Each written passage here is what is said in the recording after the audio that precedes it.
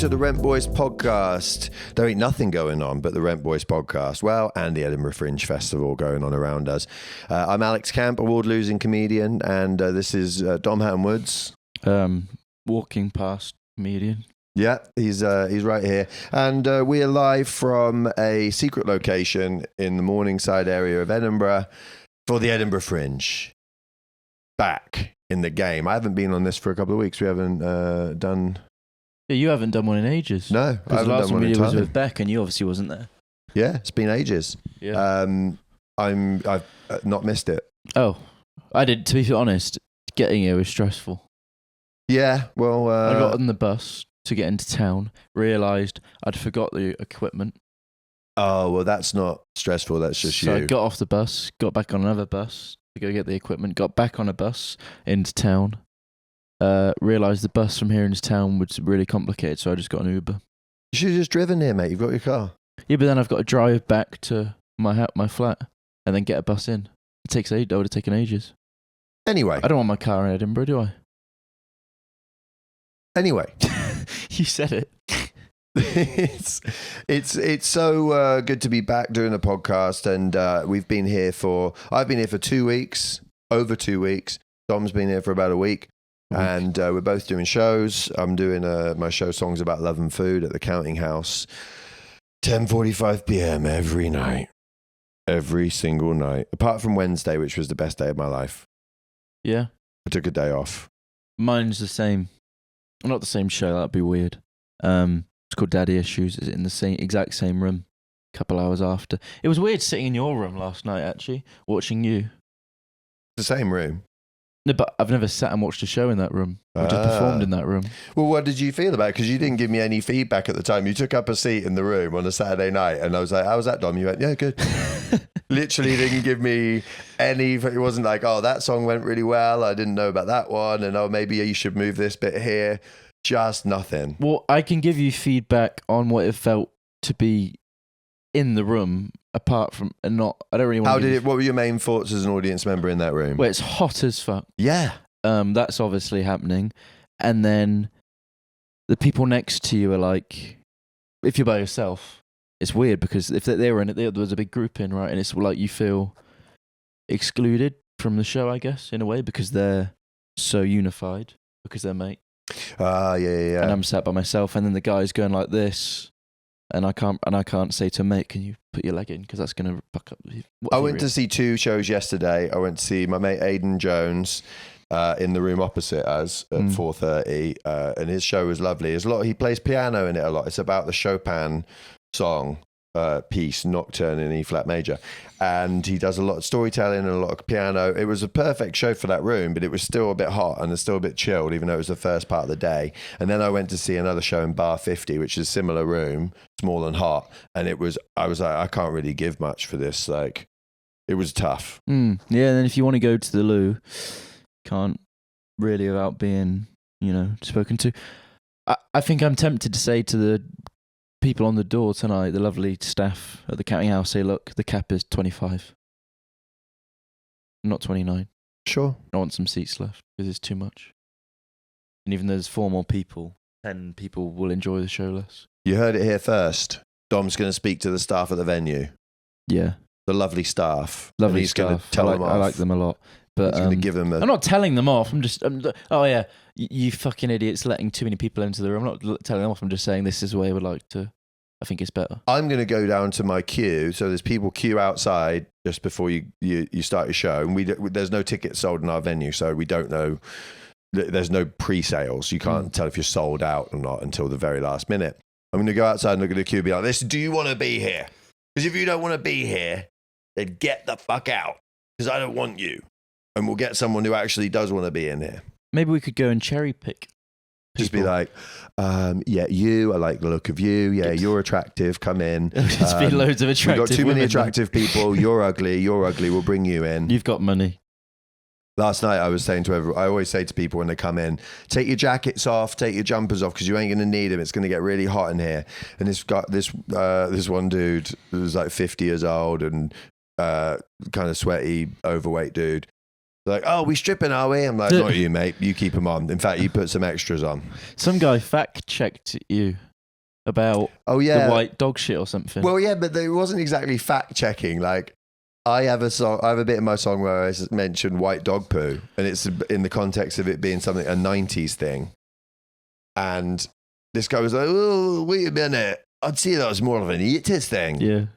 Less of a '90s thing, more of an '80s thing." Fucking I mean, all right, you're on mate. the cusp. It was quite funny, actually. Yeah, it to was be all fair right. to him. It was all right. I had no problem with it at all. Well, he didn't say anything else afterwards. Because I so it was good. born in the 80s, so that's like I was born in the middle of the 80s, so my memories are late 80s, early 90s mostly. That's where I start off.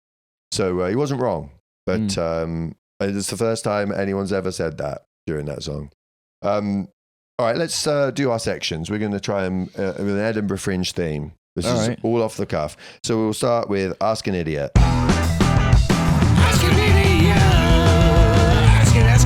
I just want to say I feel extra idiotic. I've got no charisma.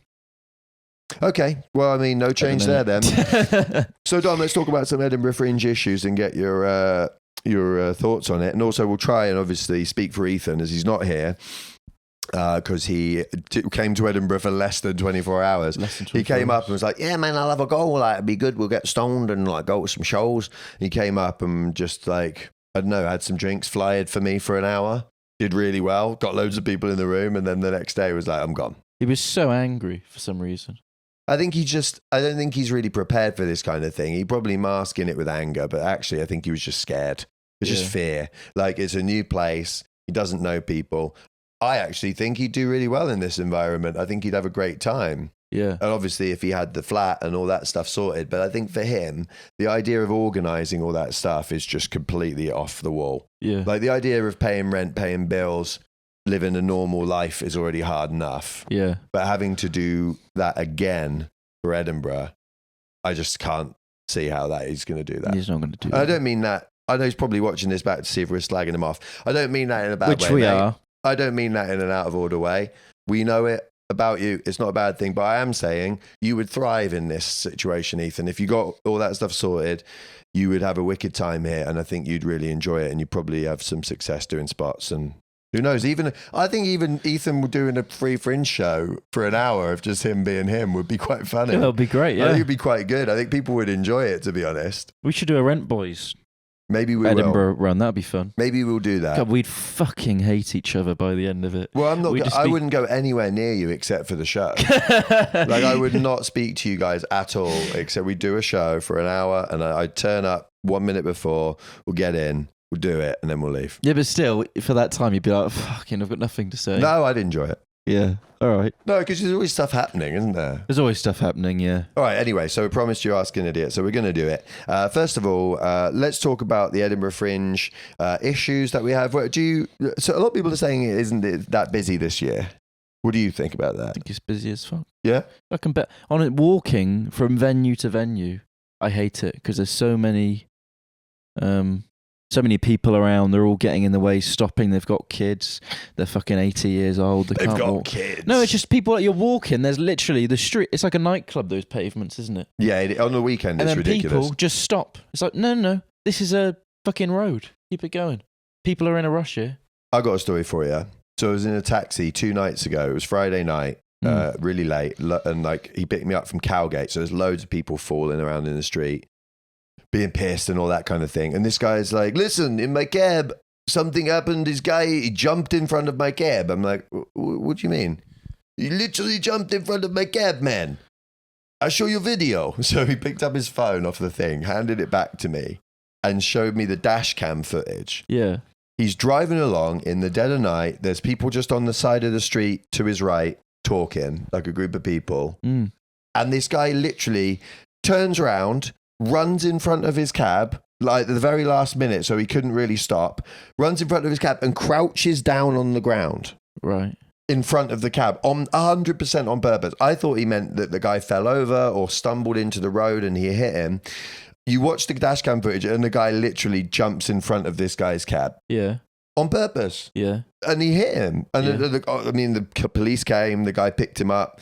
The police picked him up and took him to the hospital and stuff, I guess, to make sure he's not completely insane and make sure he's all right. But like, how mad is that? Like, you're driving an Uber just trying to work and someone just literally leaps in front of your car I guess to kill himself or like just to see what it was like. It's a good thing he's got a dash cam. Yeah, exactly. Otherwise he'd be fucked. Exactly. Yeah, that's why you got to have a dash cam. He's a Eastern European guy. He was from Poland. I think like you over there, you definitely have a dash cam because you don't know what's like. Loads of dash cam footage when they have dash cam footage of stuff going on that people have just caught. Like they remember they had some meteors that were really cool that were caught on dash cam, and it's always Russians because they are going to get like if they don't have a dash cam, the police will just beat the shit out of them and steal their money on that. Yeah. But yeah, it was insane. I mean, that's what people are doing out on the streets. During the week, though, it ain't like that. Maybe he was just an act and... He just had a bad night. Didn't get much in the bucket and he thought, fuck this. It was you after your show. It was me after my show last night, yeah. Oh, dear, we're having a good time. Sundays are the best audiences. We're recording this on Sunday. Oh, do you reckon tonight will be good, dude? I reckon Sunday's the best, yeah. I reckon it's busy because obviously it's a whole day off. People can come out and go and see shows. Might be even better for you because I'm quite late, so people sometimes just go home. But Sunday, I think, is a good night because they're out for the Fringe. They're not out for the piss up as much. They're out for the shows, and they come out all day, and like we're going to see a load of shows. And yeah, it's been really good for me in terms of like laughs and like people getting into it. Maybe tonight will get me back to full fitness then. After last night's tanking. Yeah, I mean, I hope so. I hope so too. That would for be your benefit, for my mental health. That would be good. So we haven't seen much of the bin overspill yet. Bins are looking okay. I heard there was going to be a bin strike. What are your thoughts on the bin strikes? There's probably more bin overspill back at Road. Right, wait, in our house, place. yeah. Oh, did you guys do any bins? I did the bins. Did you? Yeah, I did the bins. On Tuesday? Yeah, and I also had an argument with Ethan when you was gone. Oh, really? Yeah, because he was, I don't know, he was just lying around being depressed, I guess, and then sometimes he leaves empty cigarettes around, doesn't he? Oh, that he's used to, to make a spliff. And leaves around, and he came downstairs, and I said, mate, please stop leaving these cigarette butts around. To me, it's disgusting. Fair. I don't smoke. And he goes, fuck off! Just had a massive go at me, and I went, you're being ridiculous. No, that's ridiculous. He goes, look, just don't say anything. And because when I got home I went to Hull. Yeah. And left all my shit on the table for like a day, and then I packed it away. So you left all the old shit out. I didn't say anything to you because I knew you were going to pack it away. Did you not think I was going to pick these up? I went, no, because you were leaving them around. And he goes, the only reason you have a go at me for this stuff is because you're sad and lonely. And I was like, all right. He just went mental. He did apologise afterwards, but I guess it just triggered him. Wow. So that was pretty intense. Probably shouldn't have told that story on the podcast because now everyone's going to be like, oh, we loved Ethan. Everyone loves Ethan anyways. Everyone loves him anyway, so we'll get him a bit of give him a bit of reality. We can have some love. Yeah, it'd be nice. But I don't think it's going to happen for me. No. Maybe for people like me, I reckon. Some of them. Yeah. Some of the people in the world. Not last night's people. Well, I went and did comedy striptease and I could feel they hated me as soon as I walked out. I did get laughs, but then I knew that like the way they looked at me, I was just like, no, these people hate me. Yeah. To be fair, I started off with material about being sober. Right. And I knew that was going to not the room tank with them. But the fact that I got laughs off them afterwards was like, yeah, that's good. But you had to strip. I clawed it back. I did have to strip, yeah. But then, when you're battling against a woman women never lose. Not once, I don't think, has a woman ever lost just in life. Comedy striptease. No, they lose in life a lot. And Darius, who's a much better comedian than me, and a freestyle rapper, just picking up like lighters and being like, oh yeah, I'll fight you, and then I'll have a go on you later. It's like, yeah, all right. Was he really good? I mean, yeah, he was great. I mean, he's good, for sure. But it's you're not going to beat that if you're not going to beat that with just stand-up comedy, especially when you're me. That's how bored Alex is of this. He's going on his phone. Yeah. I am. Cool. So Edinburgh Comedy Awards nominations haven't come out yet. Who do you think is going to win the Edinburgh Comedy Award? Well, not me and you. No, I didn't ask that. I didn't say who out of me and you is going to win an award. We're not nominated for any awards. Well, I've only seen 2 shows, so I can't really comment, but I saw Alfie Brown's show, which was really quite amazing. He's nominated for an Ish Comedy Award. That's the awards that are like They're more independent. They're not like the full-on thing. So there's a long list that came out the other day. So our friend Al Kitson's on it. Alfie Brown was on there. Al's on it for best show or best newcomer. Best newcomer. Oh, cool. Go on, Al. Yeah, it's good. Is Hannah Platt on there? Can't remember. Yeah, a few people we know are on there. Some confusing ones. Some of them like, I can't believe that person's on this list. I couldn't believe it. But what can you do? You've got a reviewer coming tonight, don't you? I do, yeah. I've not even invited any. I'm all right with that. Yeah. I didn't invite any. She actually contacted me and was like, I'd like to come and review a show. I've got two people I met who are doing reviews. And it's random like actors and comedians doing reviews of shows. I'm like, this is a bit weird. But that's what they do.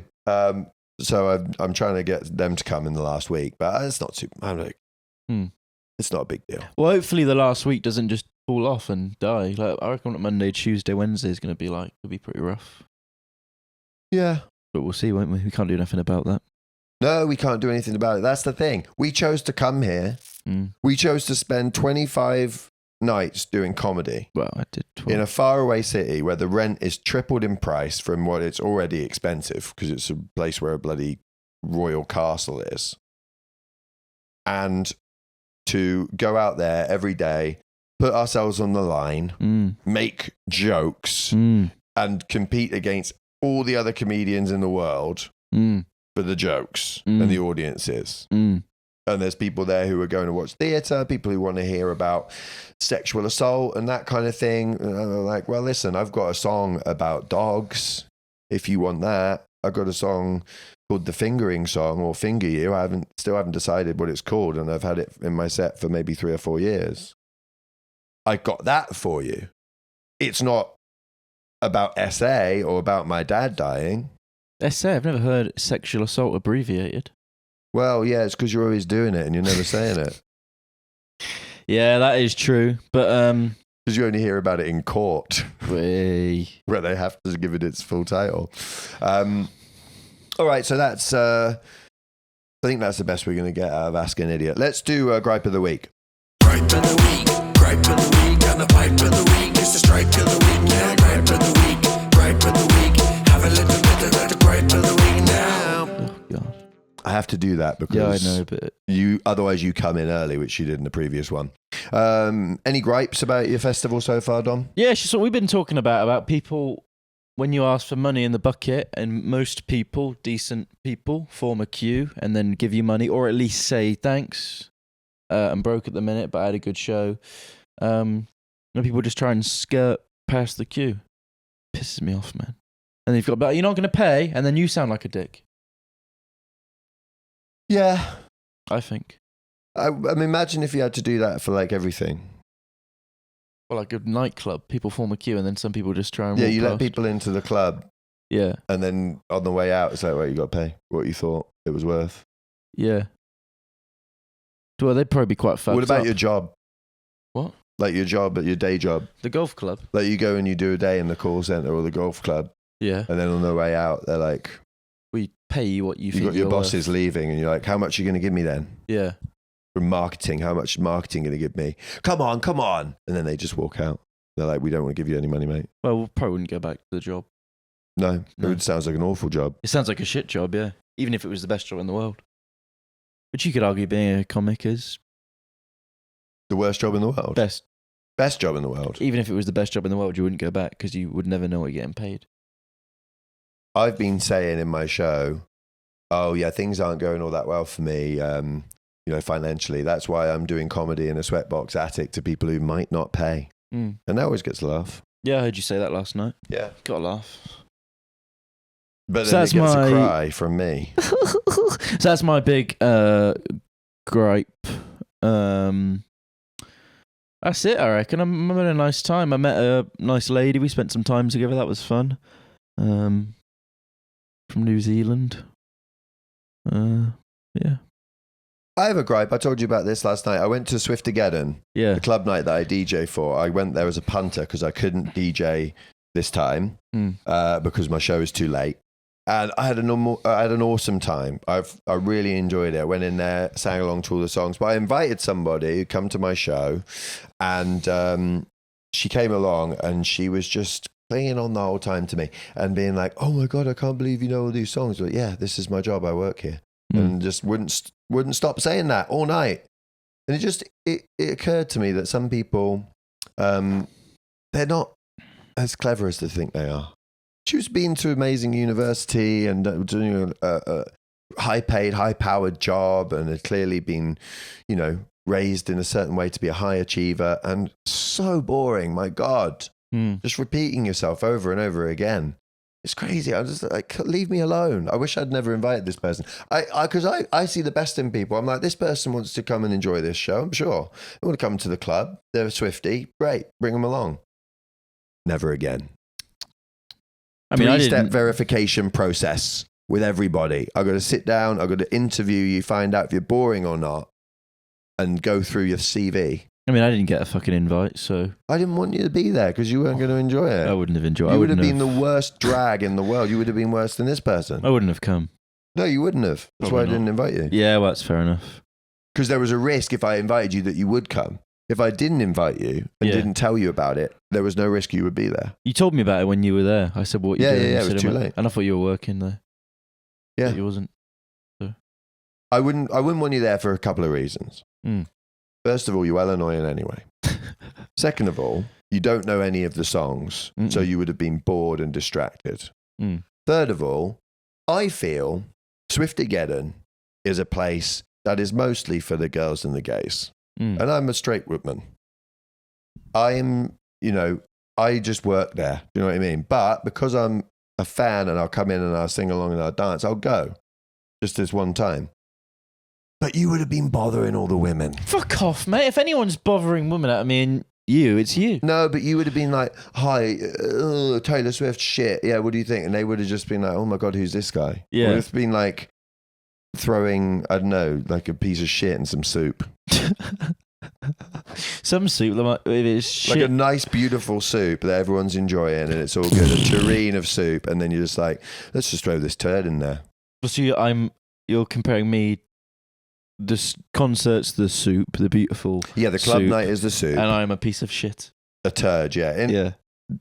I'm not really saying you are a piece of shit in this analogy. It could be anything. A rat. A dog's head. Just a dog's head? Yeah. Well, that might be kind of cute if it had a body. Or like just a wooden, like an old stick from outside. So it doesn't have to be a piece of shit. It could be like... something else that's well, just I think like, we can doesn't agree, belong in whatever there. analogy you're going to use here, it's insulting. Yeah, but it could be less than... Because you're thinking, oh, he's saying I'm a piece of shit. A well-known analogy, but I don't mean that. Like an old dead bird or something like that would be just as... You wouldn't notice it necessarily, but then it would bob up. That's why I didn't invite you. Cool, man. Yeah, don't really know what to say to that. What wouldn't you invite me to? What would be a thing that you wouldn't invite me to? Because I'd spoil it. Probably anywhere where women go. Why's that? Because you're a predator. That's a horrible thing to say. You just called me a piece of shit in a soup. Predator's worse than a piece of shit. And then you justified it by calling me a rat or a dog's head. So I think it's fair game. I didn't call you a rat or a dog's head. There's soup. The club. I'm not calling the club night soup. Yeah. It's just a quick. I'm not very good at analogies. That's the quickest one I could come up with. Everyone's enjoying the delicious soup, and then someone puts something in that's not. How about some like? Yeah, like. How about punch? Like a party, and everyone's enjoying the punch. Yeah. And then you put like what parties LSD in it, what and parties? you think it's a good thing to put LSD in the punch. You're like, I think this will work, but it's just going to ruin all the punch for everyone. What parties are you going to where everyone's drinking punch? That's It's my a famous trope. What is this, the 1960s kids party? Punch bowl. Yeah, punch bowl. Yeah, No, like a that's big not- punch bowl. That's not happening anymore. No, No. well, it doesn't matter because it's an analogy. It can If be there's from a any party time. where people are drinking punch, I don't want to go anywhere. This isn't a real party, though. You got to And maybe understand. maybe these an punch analogy. drinkers could do with some LSD. Well, there you go. That's why it's the right analogy. I would say. Because you think you'd be a good addition to that I club don't night. think I'd be a good But addition you'd to be just walking around like, hi, how you doing? I'm Dom. I do comedy. What's this Taylor Swift? I don't like Taylor Swift. And these girls are like, okay, I'm just trying to enjoy this gig. Yeah, if I can, having fun. You're like, what's your name? I don't ask their names. Do you like boxing? What do you mean boxing's not Do you like MMA? Yeah, That's why I didn't invite you. fair enough. All right, well, I'm glad we got to the bottom of that. Yeah. Do you have any story time? Story time. Well, I guess I could talk about this New Zealand lady that I met. Sure, she wouldn't mind. Are you sure? Do you have what about your people coming to your show? Oh, yeah, that's better, that, isn't it? Yeah. So the other day I did the show, much better than last night, just want to clarify. Less full room, but much better. Good. Anyway, did the show, having a nice time. Actually, there was two girls. Do you remember? You might not remember, but they paid kind of last. And there was one of them was blonde and Australian, and one of them was brunette, and the blonde was in like a dress. Why would I remember them? Because they were at wasn't your show yesterday too. there. Oh, okay. Yeah, she was blonde and spoke like an Australian. Apparently she was English, I found out during my show. She came to Oh, your show. yeah. They did sound Australian. She came to your show as well Yeah. the next day. Nice. So, yeah. Anyways, at that show, a lady, comes up to me at the end, an older lady, middle-aged probably, and she goes, she's paying, which was nice. She goes, do you recognise me? And I went, no, I don't recognise you. And she goes, all right, well, I'm your aunt. And I was like, fuck, that's my aunt. But I'd not seen her in I don't have a relationship with her at all. My dad's sister. I haven't seen her in 10 years. And she was in Glasgow, so she came to see the show. Nothing worse than a surprise relative just popping up. But I'm really glad I didn't realise during the show. Because I'm talking about her fucking brother. Yeah, how did she feel about that? I don't know. Was she like, why is my brother dating a 26-year-old? She must know. She's known him his whole life. And also my dad's brother she was adopted, right? And my dad's brother is also adopted, and he's like in a mental institution. He's crazy. Oh, really? Yeah. But I've never met him, so I don't really talk about it. Hopefully he'll be at the next show. If he doesn't walk straight past me, he's welcome. Didn't a girl from your school come as well? No, a girl from my school didn't come. Yesterday I was getting food at some barbecue restaurant. Very good. Going to go there again. And barbecues, I think. Anyway, I walk out and this lady waves at me, and I'm thinking, oh, she's been to the show. Maybe she follows me on Instagram or something. Because it was like she knew me. Waves me and I was like, hey, you all right? Took her phone. She goes, yeah, are you Dom? I went, yeah. How's it going? She goes, I'm Alana. I went, all right. Hi, Alana. And we went to school together. And I went, fuck, it's Alana. Whoa! I knew her when she was 12. And she's Australian too. Well, she's not. She moved to Australia, so she's got an Australian accent. And said she's doing a puppet show. So people crop up at the Fringe, though, don't they? The thing is, they see you on the poster, and they're prepared. yeah, You have no context that you're going to see these people, because I don't know loads of people who go to the Fringe outside of comedians. Like, none of my mates from Brighton would go. I mean, it's so far from there. It's rare you meet people who go to the Fringe day to day, but there's a lot of people who do. And yeah, this girl came to my show who I'd been on a couple of dates with not that long ago. Lovely person, didn't work out. But she came up afterwards and like, hi, how are you doing? And I was like, luckily I remembered her and I remembered her name. But it was a shock. But she'd seen the poster, she'd seen my name, she'd checked it out, she'd come to the show. Like, she was very prepared. I hadn't noticed her in the audience in my room, and it's not a big room, guys, just so you know. It's 30 capacity, very small. And yeah, so it was like, I felt bad in a way because I hadn't seen her. But I'm just doing my thing. I'm working. Yeah, man. So, yeah, it's a weird one. Yeah, that's good. That's a good story, mate. Well done. Yeah, thanks, mate. That'll do, I reckon, won't it? Yeah, let's get one last thing. I want to look at this here. I had someone come to my show. Yeah. Who was keen on what I did and wanted to, check some stuff out. She messaged me on my Facebook account, my comedian account. So she was like, oh, do you do any gigs in Manchester? I said, yeah, I'm doing some here and there. So I'll spread the word. And she's like, is this you? She's like, screenshotted the Rent Boys podcast and said, is this you as well? I'm like, oh God, here we go. So she gave it a listen. She said, so I listened to episode 38 and I have a question. Is the Mank lad, sorry, I don't know names yet, always like this? Lol. And does he genuinely believe that all of history might be fake? Yeah. So that's a listener question that we had. Is Ethan always like this? I mean, you've already heard that sometimes he's actually really angry at Dom. A lot of the time, actually. I think he takes, because he knows I'll take it, he takes a lot of his anger out on me. Yeah. Which you do as well sometimes. Yeah, I think everybody does. And I'm quite a calm person. So. It's true. Yeah, you're easily bullied. I saw Beck the other day and he was like, I was trying not to take the piss out of Dom, but it's just so hard. So hard not to. He just says things and you just want to bully him. And this guy's like a 19-year-old guy in a wheelchair. And even he's like, I can't stop bullying Dom. That's his other disability. He can't stop. But yeah, so is Ethan always like this? You know, he kind of is, yeah. He definitely is always like that. That it's him. It's not a character. Like, I think there was a while where people were like, is Carl Pilkington a character or not? Like, is he just playing a guy? Is he really just a normal guy? Ethan is like that most of the time. He puts it on a bit, I guess, but like, I don't think he does. Do you not reckon? No. Maybe I'm just struggling to believe that he's really like that. But that's why we love him, because he's unique and different, and frankly, the podcast is better with him in it. It is. And we miss him. He'll only know that we miss him if he listens to the whole thing. Yeah, well, just a week left. Yeah, so if he gives up early when we're slagging him off earlier, then he won't get the full message. That's why you should always stay to the end of the show, whether it be the Rent Boys or my solo show in Edinburgh or Dom's.